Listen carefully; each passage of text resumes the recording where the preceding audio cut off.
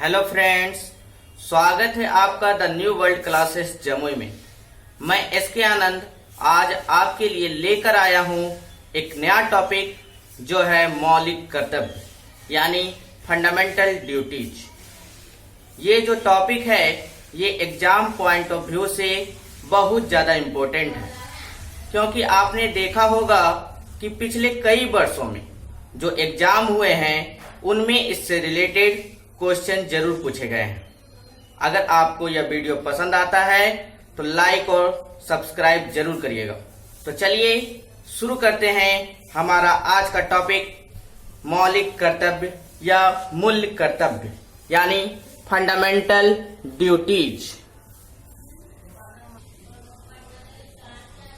मौलिक कर्तव्य क्या होता है, इसका अर्थ क्या होता है? तो अर्थ होता है कि नागरिकों के वे कर्तव्य जिन्हें निभाना उनकी जिम्मेदारी है। यानी भारत के प्रत्येक नागरिक का वो कर्तव्य बनता है कि अपने भारत देश की रक्षा करें, उनका निभाना जिम्मेदारी बनता है। मौलिक कर्तव्य ये भारतीय संविधान के भाग 4 के को एवं अनुच्छेद 51 का को में वर्णन किया गया है। भाग 4 का को एवं अनुच्छेद 51 का को में वर्णन किया गया है। और मौलिक कर्तव्य को रूस देश से अपनाया गया है। कहां से? तो रूस देश से अपनाया गया है। जब हमारा संविधान बना था तो उस समय मौलिक कर्तव्य नहीं था, यानी मूल संविधान का हिस्सा नहीं था। लेकिन सरदार स्वर्ण सिंह समिति के रिपोर्ट के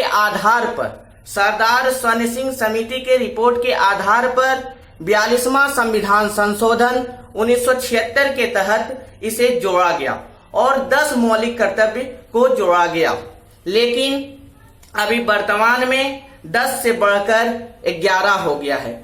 जो 11वां है वो 86वां संविधान संशोधन 2002 के तहत जोड़ा गया।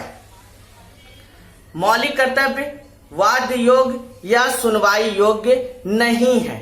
मतलब हुआ कि न्यायपालिका इस पर किसी भी प्रकार की सुनवाई नहीं कर सकती है। अगर आप मौलिक कर्तव्य के नियम का पालन नहीं करते हैं तो आपको सर्वोच्च न्यायालय सजा नहीं देगा। यानी न्यायपालिका इस पर किसी भी प्रकार की सुनवाई नहीं कर सकती है। अब मूल कर्तव्य टोटल 11 हैं, तो एक एक करके सभी के बारे में पढ़ेंगे। तो पहला मूल कर्तव्य कहता है कि संविधान का पालन करें और उसके आदर्शों, संस्थाओं, राष्ट्रध्वज और राष्ट्रगान का आदर करें। यानी संविधान के जो नियम बने हैं उसका पालन करना है और उसके आदर्श, संस्था जैसे राष्ट्रपति भवन हो गया, संसद हो गया, सर्वोच्च न्यायालय, उच्च न्यायालय, ये सभी का आपको सम्मान करना है।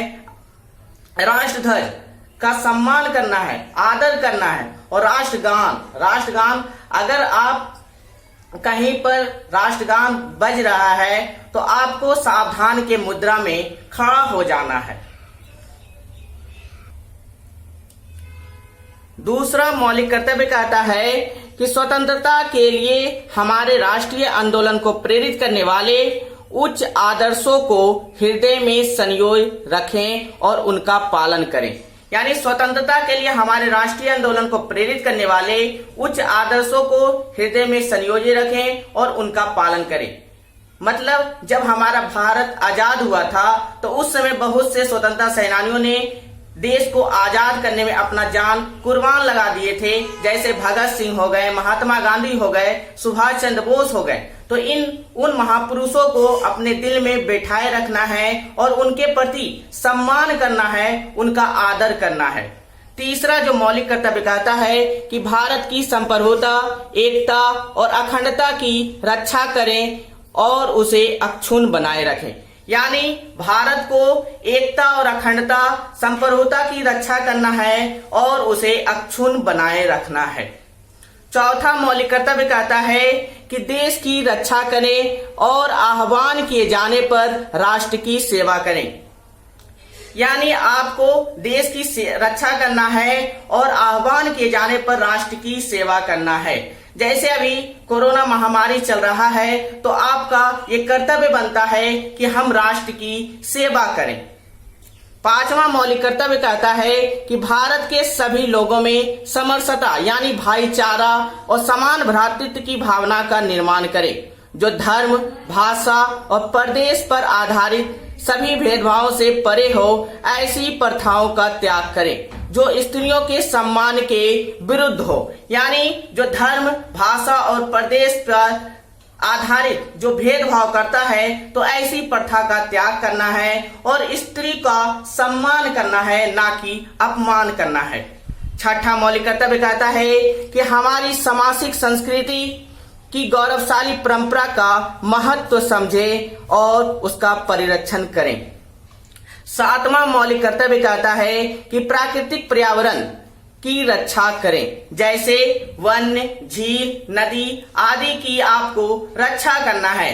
अगर आप जंगल जा रहे हैं, जंगल में हैं, तो वहां पर आपको पेड़ नहीं काटना है, उसका रक्षा करना है। नदी गए हैं तो नदी को गंदा नहीं करना है, उसको क्या करना है, रक्षा करना है। 8वां जो मौलिक कर्तव्य कहता है कि वैज्ञानिक दृष्टिकोण एवं ज्ञानार्जन की भावना का विकास करें। वैज्ञानिक दृष्टिकोण एवं ज्ञानार्जन की भावना का विकास करें। 9वां मौलिक कर्तव्य कहता है कि सार्वजनिक संपत्ति को सुरक्षित रखें। जैसे आपका ट्रेन हो गया तो ये आपका सार्वजनिक संपत्ति हुआ, यानी ये सबका संपत्ति है, आपको इसको सुरक्षित रखना है कि नुकसान उसको नहीं होने देना है।